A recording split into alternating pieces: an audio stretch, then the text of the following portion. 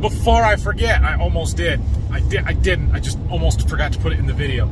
Tomorrow, which means today, while you guys are watching this, it's my wife's birthday. So please type happy birthday to my wife, Maddie, in there. And appreciate it. Thanks. Happy birthday, honey. I love you.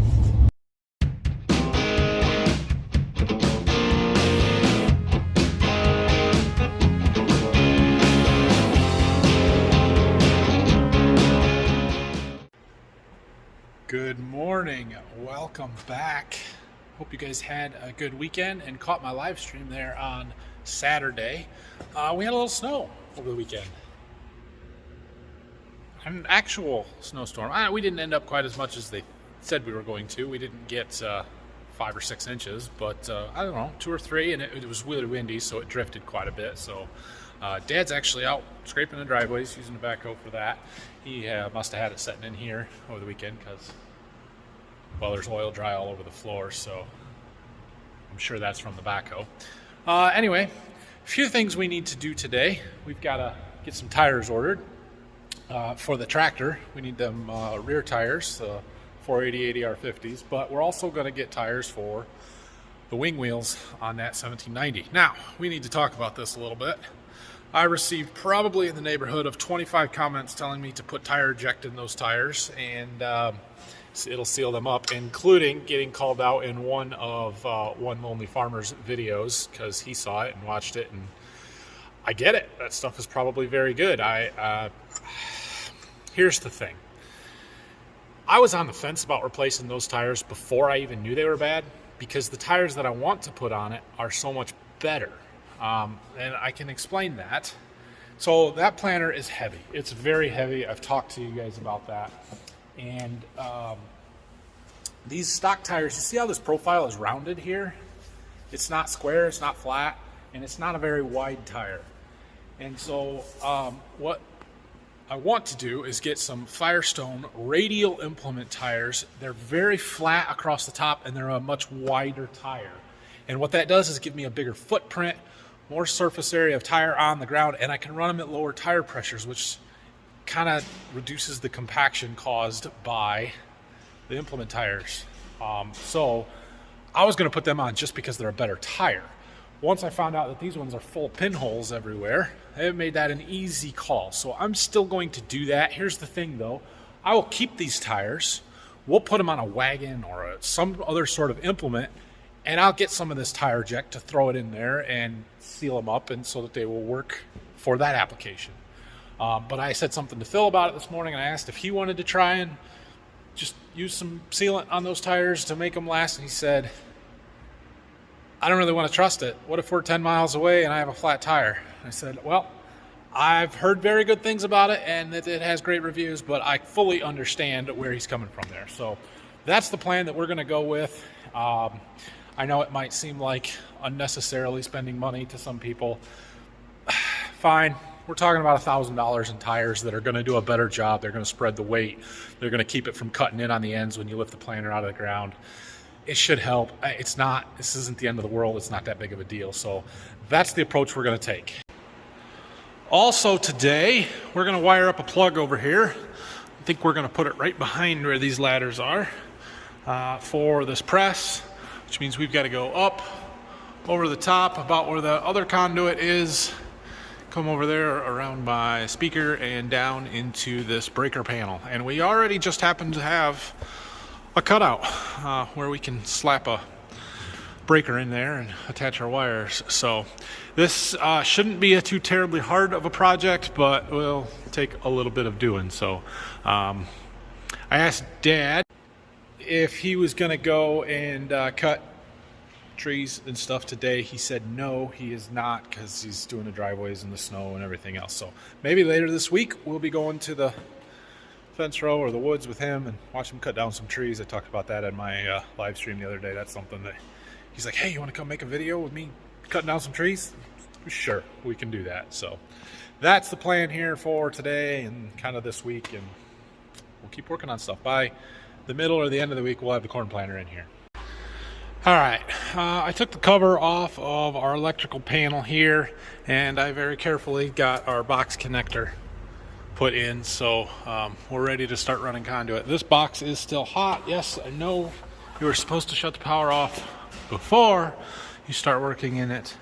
However, that panel provides all the power for a shop. Well, not all the power for our shop, but most of the power for our shop, the bench area here, our office, all kinds of stuff that we are still currently using. So for right now, at least, I just put the connector in. We're going to work on the conduit and stuff. When we're stringing wires, we'll kill the power to it. You guys, it's never what you think it is. It's just never is. So let me show you something. So over here, we have these outlets here, right? 3 outlets on this wire. Goes up and around back over to our panel. Now, I didn't think much of those. I certainly didn't think that those, I don't think that those plugs will work for our motor, because they're just 110 volt plugs, and on the motor up there, it says that if you're on 115 volt, it's going to pull 36 amps. That wire should be 12 gauge wire for a 20 amp circuit. There's no way that would work. But then I got to looking at stuff here. And look, that wire comes down right here. What do we see coming out of there? We've got a black, a white, a red, and a bare copper. And they're 10 gauge wire, no less. Apparently, when Dad installed that, he used what he had, and he had this 10 gauge wire, and he ran it over to these plugs. So the wire is way bigger than it needs to be. But do you know what that means? It means it's big enough to run our 220 circuit, that this thing will work. And since there's 2 circuits here, we can just take those 2 breakers out, put our single 30 amp breaker, double pole breaker in, and use that wire for our plug. So I don't need to run conduit. I don't need to run a whole new circuit or wires and everything else. All I got to do is steal the stuff that's already there. So we opened some of this stuff up. I did kill the breakers to these. And basically we've got that wire, that black wire is right here. It's capped off going down. The black wire feeds this plug, which is its own circuit. The red wires are just wire nutted together, and they feed over to here, and they are feeding these 2 plugs on a separate circuit. So what we're going to do is eliminate these 2 plugs, and we're going to connect our black wire over here, and that will give us 220 right over to where we're going to mount our box right here. We're going to lose some plugs, but Dad used to have his woodworking stuff in here, so he had a bench with his arm saw and all kinds of other stuff in this corner, and so we don't need those plugs anymore. So I'm going to take them out. Okay, I got this box off. I got the 2 plugs off. I just got to unscrew that box from the wall, but here's our wires that we're working with. They are 10 gauge copper. It's exactly what we needed. So yeah, we're gonna trim this back a little bit so we got plenty of length. We're gonna mount our box somewhere right in here, and we'll wire it up, secure it, and this was easy. Box is mounted, and this plug, there's only a 3 wire plug because that's what we've got over here, so that's what we're gonna stick with. So I took the bare copper, I grounded that to the box. And then our white is our ground wire. The red and the black are our 2 hots. It does not matter which side those go to. And now we just got to mount that. So we're going to attach it to the cover plate. And then the cover plate attaches to the box to hold it all in place. So the one downside of using the wire that's here is that it is solid wire. It's not stranded, which makes it quite stiff and difficult to maneuver around. But we'll make it work. That's why I've got a big box instead of reusing one of the small boxes. Done. How about that? Now all I got to do is connect our wires over there. Okay, now I am well aware that this is probably not the way that it is supposed to be done, but we actually do use this plug occasionally. And so I'm going to leave it here. So what I did was take the black wire that was already existing, this is the circuit that was on there, and I just attached another black wire that feeds our 220 plug over there. The red wires are just nutted together there. They pass through this box. I know that you shouldn't draw a 110 off of the same circuit as a 220 because our breaker is going to be wrong. I get that. I'm aware. The wire will handle it, so the breaker is still protecting the wire because it's the right wire for this situation. It's just going to have 30 amps to that plug instead of a 20 amp breaker like it should be. But we use that one, and this press is going to be sporadically used, let's say, or sparingly. We don't use it a lot, so I'm not too worried about having that plug on there. It will be fine. If you were watching my videos because you think that I know what I'm doing and you're trying to learn how to do things right, you should probably treat this more like an episode of Tool Time and consider it what not to do. But we got it done. So that side of the barn is good. All we need to do now is change our breakers. So we have two 20 amp breakers in there. We're going to pull out and replace with this double poled 30 amp breaker. Okay, it's in. Refer to my last comment, but I did it very carefully. So let's go plug our press in. Oh, we can't plug our press in yet. We got to change the plug on that. All right, that is right here.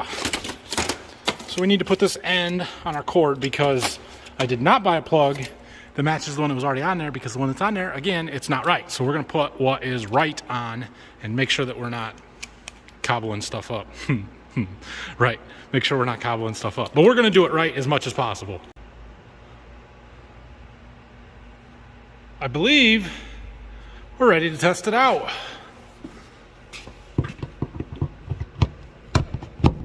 Beautiful. All right, let's see what happens. Motor runs.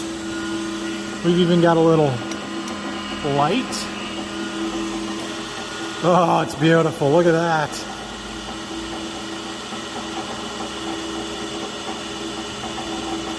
So I measured the cylinder. It's about 6.5 inches outside dimensions across. So I believe that that would be probably a 6-inch ram in it, 1/4-inch sidewalls, times, I don't know, 2,000 PSI would be about 28 tons. Oh, that's got quite a stroke length on it too, doesn't it? Dang, look at this. Oh, this is going to be awesome. It's a little rusty, a few spots, but it'll be just fine. Holy cow, how far does that thing go? Right there. Cool. That's going to be way better than what we were using. So this bottom piece that raises up and down with the holes on the side there, you put them rods in underneath it to hold it where you want. In case you got something tall that you need to get in there, you can drop it way down, or when you're working up higher, you can raise it up a little bit. So that's going to work. Well, it's definitely got an oil leak, and that's being generous. That ram is pretty pitted up in a couple of spots, and I'm sure that the seals are no good either. So I don't know if we could get some seals and make it a little better, but yeah, it is what it is. I'll put a bucket or something underneath it with some oil dry or something, and it will be just fine. Way more handy and useful than another one, which also leaked oil. So cool. Well, that project was supposed to take me all day, and it's 10:30. Okay, well, since we got that electrical project done so quickly, well, we've got a little extra conduit, because then I didn't use any of it, so we'll put that stuff away this afternoon. It's never a bad thing to have on hand.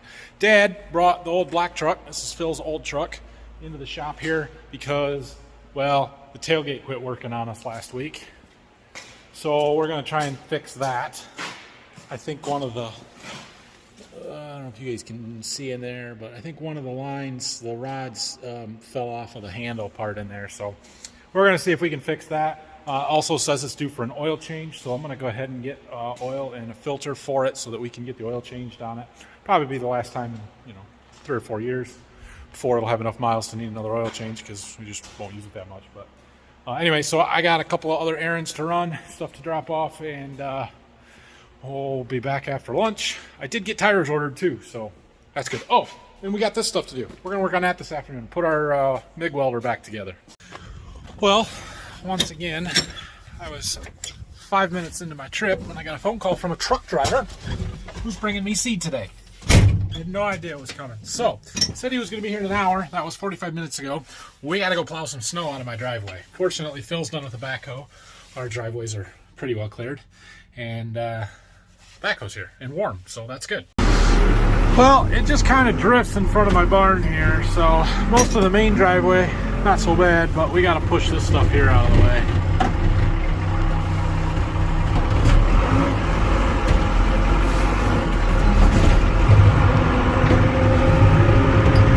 And try not to take all my stones with it. Yeah, a bunch of stones.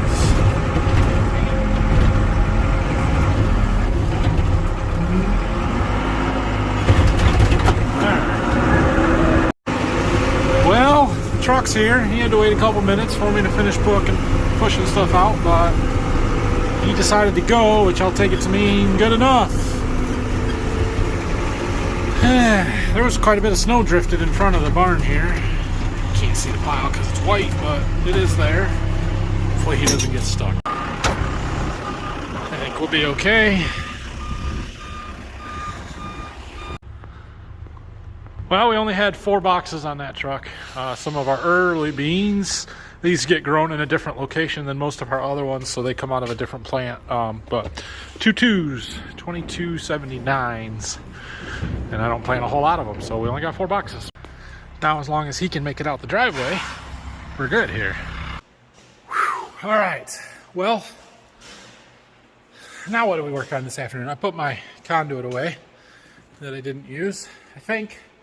Let's put this stuff in our MIG welder here. We'll get the new liner shoved in the gun here and put it back together. I don't need it just yet, but I would like to use this for doing those closing wheel frames on the corn planter instead of the line welder, if possible. Instead of the stick welder, if possible. Okay, so this basically just pushes through here. And eventually, if we can keep it relatively straight, it'll come out the other end. And this should be plenty long. I think we'll have to trim it to fit.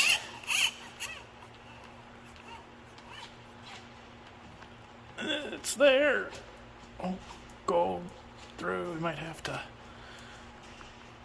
pull it through from the other end. There, we got it. And now this end screws in there. Okay, so now that I've got it tightened into there and got this end sticking out, it said in the video that I watched to trim this to about 3/4 of an inch, somewhere in there-ish. All right, well, I got that liner in. I put in the diffuser nozzle and the tip and this piece, whatever they call that. Flush nozzle, something, I don't know. It's all brand new now. So now we've got to string our wire back through it from that end and reattach it to the welder. Okay, I did get new drive rollers. I decided not to replace them for right now, although I do think there is some wear on them. I don't think it's too bad.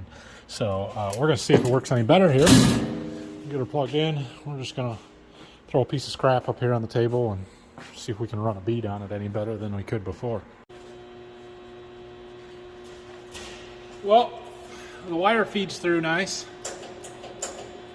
so we should be good here. No, come on.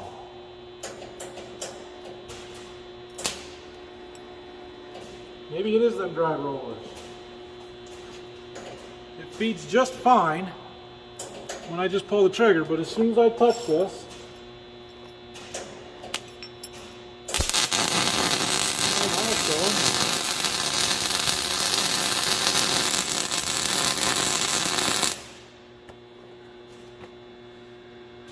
well, that ain't bad. Let's try again.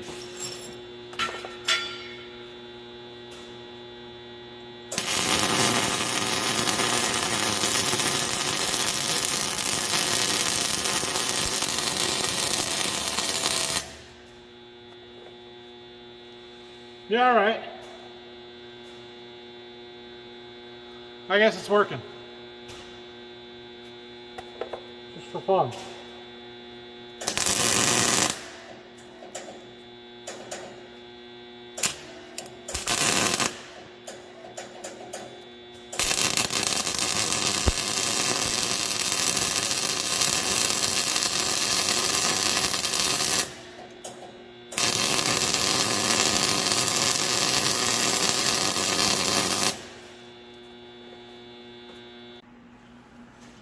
Okay, well, it's working. A couple of times, though, especially when I first started, it didn't want to push the wire through. So maybe them rollers are bad. Guess I'm going to go ahead and switch them out because I have them. So let's try it. See the wear in there? Now, my new ones here, it says 0.035 9mm. On these ones, it says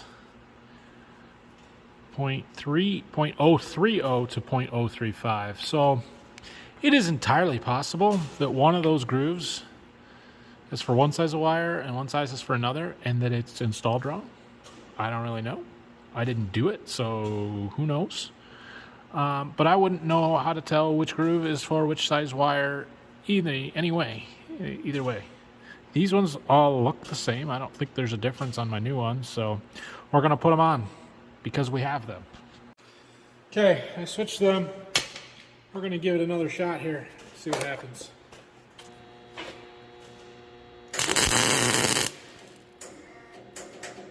Same thing. Why is that doing that?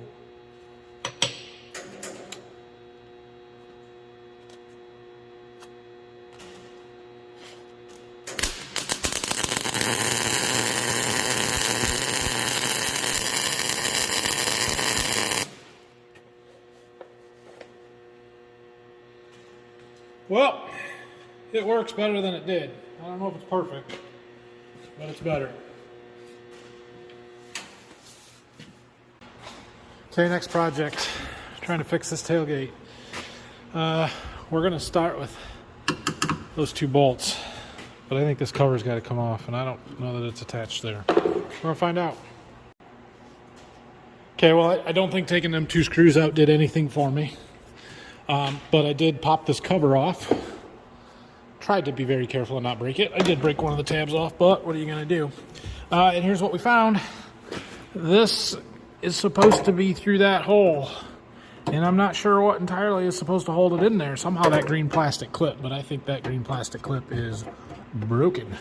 So we just got to figure out how to secure that rod to that hole in that arm. And then it should be fine. Which I think is a good place for a zip tie. Well, the zip tie idea was a bad one. Didn't work. But I got it wired on there. And now it works just fine. So that should hold it. And now we're good. Now the trick is to see if we can get this back in there where it's actually going to stay. I broke a tab off there, but the top ones are good. Let's see what happens. Well, that was a quick, easy little project. So we do need to change oil in that truck. I do not feel like climbing underneath of it while there's water literally dripping and pouring off of it. So we're going to let her sit in there and let the snow melt out of the back of it. And maybe later this afternoon we'll worry about changing the oil. Well, I'm spending a little bit of time this afternoon working on the computer, doing some cleaning up of fields a little bit. This one here is pretty straightforward and easy to do, but looking at the boundaries and the guidance lines in each field. Over here it's got a list of, if there was more than one boundary, it would show up here. This field only has one, and then the names of the different tracks. Ones like this, so the main line in all of our fields, like in this field it would be this side over here. In this field it's this side. In this field it's this side. It's the line that we use to go through the entire rest of the field, right? So I've named them main because that just made sense to me, but I've been trying to go through and refine that a little bit more. And instead of it just being called main, I'm gonna come over here and edit it, and I'm gonna call it main north side. In this particular field, it's not a big deal because I know that's where we start, but we have a few fields where it's possible you could start on either side. So if I label the main line as to which side it is set off of, it just makes it a little bit easier when you pull into the field with the tractors and to know where everything is. So I'm going through them slowly, one at a time here, and just checking. Yeah, so like this one here, we've got some old boundaries. There's 3 active boundaries here. 2018 is the most recent. That's the one we want. So this one here from 17 and 2015, we can just go ahead and get rid of those because, well, we used to farm this whole big field. Now we just farm from here over, and we don't farm this side anymore. The landlord's son farms that, so I'm just going to I'm not eliminating these. I'm just archiving them. Which kind of takes them off of my active list. So now you can see our active boundary is there, but we've got some old guidance lines over here that don't need to be part of this field anymore, and I just want to make sure that all the rest of these are named right and that they look fairly close. If there's something that's off or I know it's bad, I'll just delete it now, and that way when I pull into the field with the corn planter, I can not have a line there, and I'll know that it's bad, and I can just make a new one. Basically, because I'm using my John Deere, I'm going to try and use it exclusively this year and not use the Apex software anymore. I'm trying to make sure everything's right on my John Deere before I upload stuff to the displays, because once it's screwed up, it's really hard to fix it later. So we're trying to make it right before we get going or too far into the year. But I got to go through all the fields and just clean them up that way. And then I got to make sure I get all the products right, make sure all our varieties are loaded correctly, make sure all of our chemicals that we use for the sprayer and things that we need to keep records of are uploaded into the My John Deere program correctly, so that when we get into the end of March or the 1st of April and I'm putting displays back in the tractors and trying to load all this data into them, it's got the right stuff there and it's easy to do and everything is straight and it's the same on all of the displays and not trying to be cobbled together in the field. So that's the goal. But I've been working on that long enough. Let's change oil on a pickup truck. All right, let's see what the chances of this coming out without covering me in oil are. I already got it loose.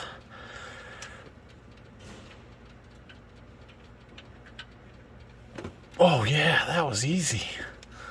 I've never changed the oil on this truck before. Like I said earlier, this was Phil's truck up until a year ago in the spring when he got a new one, and this has now become our farm truck.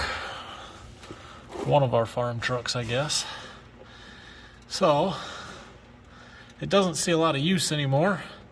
We use it for running back and forth to Berkey mostly, or field to field around here, pulling a bean header cart around, or nurse tanks, or that kind of stuff.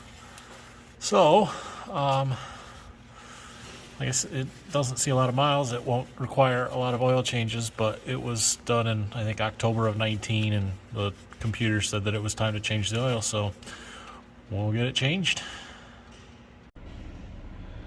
This truck is a 2007 Classic, and it only has 136,000 miles on it. My truck is a 2012 with like 210,000 miles on it. Phil never drives anywhere. To be fair, though, he lives a half a mile away from where he works, so maybe after next year I won't drive anywhere.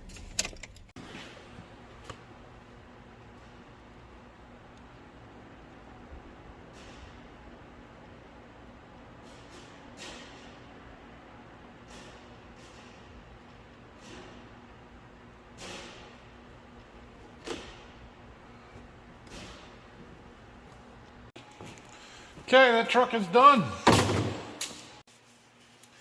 All right, well, it's time for me to go home. So, thanks for watching today. And if you have any questions, comments, leave them down below. Hit that like and subscribe button for me, please. Tomorrow, I don't know exactly what's going on yet. Brock should be here. We may bring the corn planter in the shop tomorrow. But Dad discovered that we have a water line leak. So right over there somewhere we have a water hydrant that's leaking, and that's a problem because that water line comes out of the house, goes across the driveway over there to the barn, keeps going back, goes back by our dike, our fertilizer containment dike in the back, and we teed into it to supply the water to our office, the bathroom and stuff there, and then that's also the water line that feeds into the shop that I use for washing. So we can't just have it shut down and turned off in the house. So I think tomorrow we maybe, Brock maybe, digging up a water line in the driveway, which is not going to be a fun job, but we got to get it fixed. So, yeah, there's that. And at some point this week, I don't know if it's going to happen tomorrow, but maybe on Wednesday, if not tomorrow, we're going to go with Dad to the field and cut some trees down. So, be looking forward to that. Yeah, should be good. So, have a great night, everybody. See you tomorrow.